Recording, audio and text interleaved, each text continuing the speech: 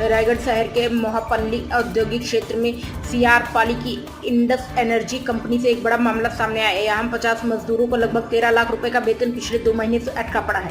पीड़ित मजदूर अब श्रम कार्यालय के चक्कर काट रहे हैं। आरोप है कि कंपनी प्रबंधन 15 दिन से सिर्फ कल का लॉलीपॉप थमा रहा है। नतीजा, मजदूरों के घरों में चूल्हा जलना मुश्किल हो गया है। वही परिवार भूखे पेट सोने को मजबूर है। मिली जानकारी के अनुसार ये सारा खेल कंपनी और ठेकेदार के बीच की खींचतान का है। ठेकेदार और कंपनी प्रबंधन की आपसी विवाद में बिना मतलब मजदूर पिस रहे, जिसकी वजह से मजदूरों के 2.5 महीने का बैठक करीब 13 लाख रुपए फंसा है और मजदूरों का सब्र अब जवाब देने लगा है। साथ ही रोजी रोटी का संकट गहराने से कई परिवार टूटने की कगार पर है। पीड़ित मजदूरों के साथ जब पत्रकार साथी कंपनी प्रबंधन के पास गए तो वहां के सुरक्षा कर्मियों ने पत्रकारों से बदतमीजी की और धक्का मुक्की तक की, जिस पर कंपनी प्रबंधन ने मुंह खोलना भी मुनासिब नहीं समझा, ना ही मजदूरों को बकाया दिया। पत्रकारों से बदतमीजी पर कंपनी प्रबंधन ने सफाई दी। वर्तमान में मजदूरों ने श्रम कार्यालय में गुहार लगाई। श्रम अधिकारी ने जांच का भरोसा दिया है और कहा कि बकाया जल्द दिलवाएंगे।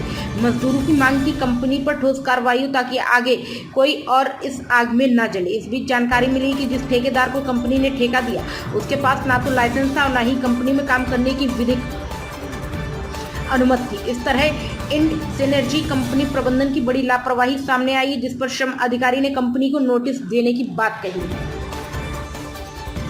कहाँ से आए हम लोग और क्या चाहते हम लोग अलग अलग क्षेत्रों से हैं, रायगढ़ के और बाहर से भी। हम लोग इंड सिनर्जी में काम कर रहे थे सब लोग।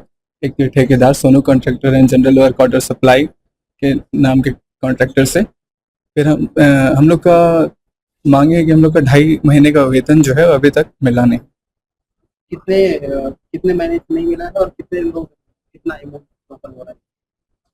बात यह है कि 2.5 महीने मतलब मई से जून और जुलाई का ये 15 दिन और लगभग 50 से ज़्यादा लोग होंगे और लगभग अमाउंट 15 लाख के आसपास होगा।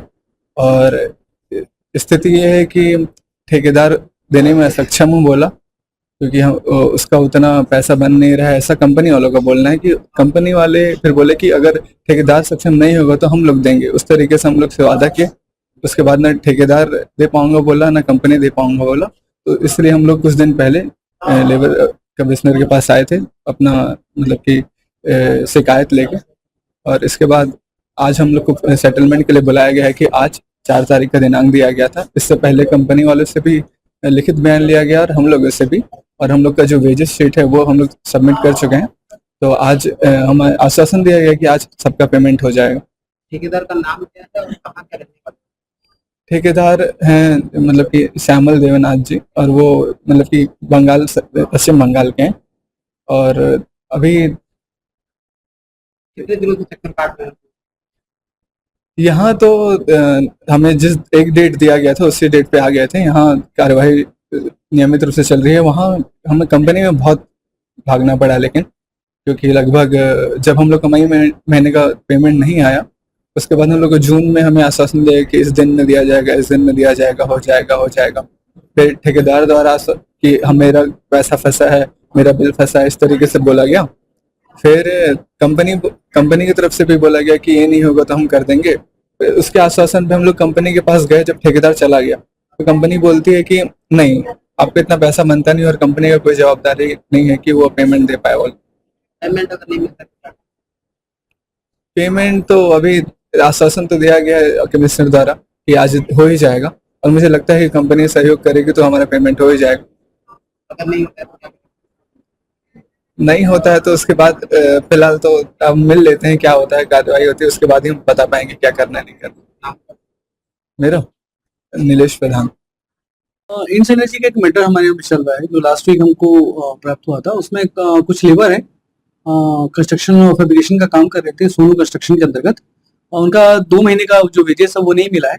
कॉन्ट्रैक्टर ने आधा काम छोड़ के कॉन्ट्रैक्टर वापस बंगाल चला गया है, जिसके कारण से उसका राशि हम लोग भुगतान नहीं करा पाए थे। अभी जो कॉन्ट्रैक्टर से प्लांट प्रबंधन से बात हुई, त्रिपक्षीय वार्ता हुई, उसमें ये चीज सामने स्पष्ट रूप से आया कि जो वेजेस की सीट है वो थोड़ी सी गड़बड़ रही है।